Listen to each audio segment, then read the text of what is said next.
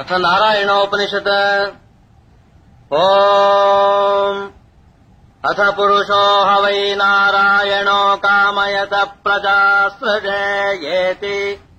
नारायणात् प्राणो जायते मनः सर्वेन्द्रियाणि च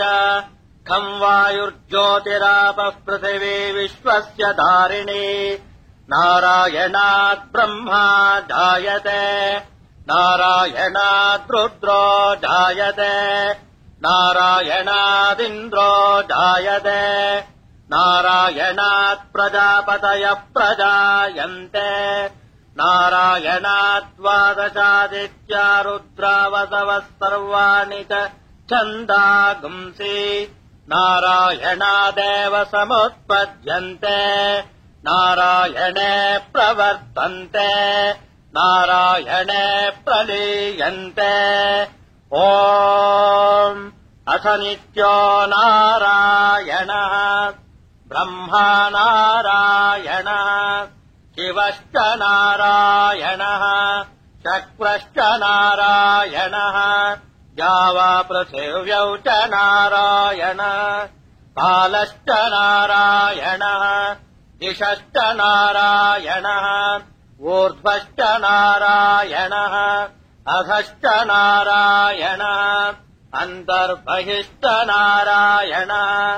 नारायण एवेदगम् सर्वम् यद्भूतम् यच्च भव्यम् निष्कलो निरञ्जनो निर्विकल्पो निराख्यातशुद्धो देव एको नारायणः न द्वितीयोऽस्ति कश्चित् य एवम् वेद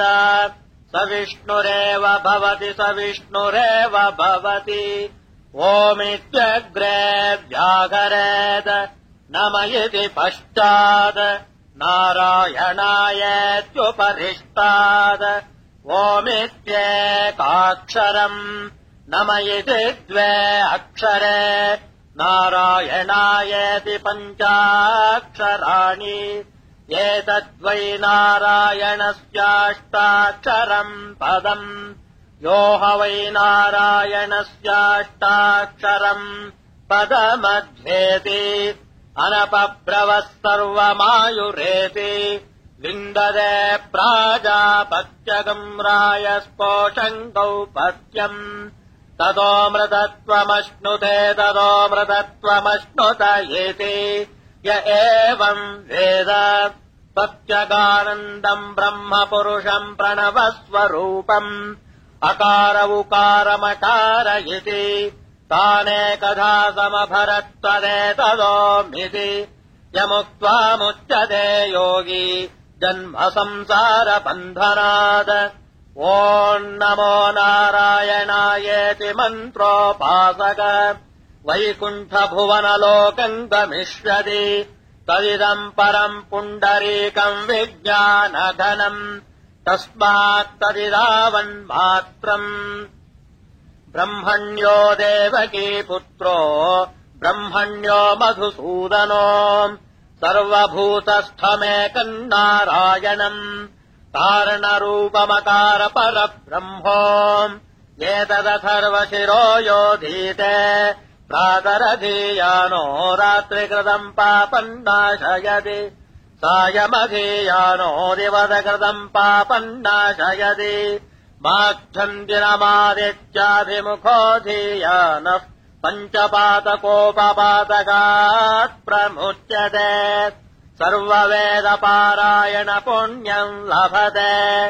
नारायणसायुज्यमवाप्नोति नारायणसायुज्यमवाप्नोति य एवम् वेद इत्युपनिषत् ओम् शान्तिः शान्तिः शान्तिः।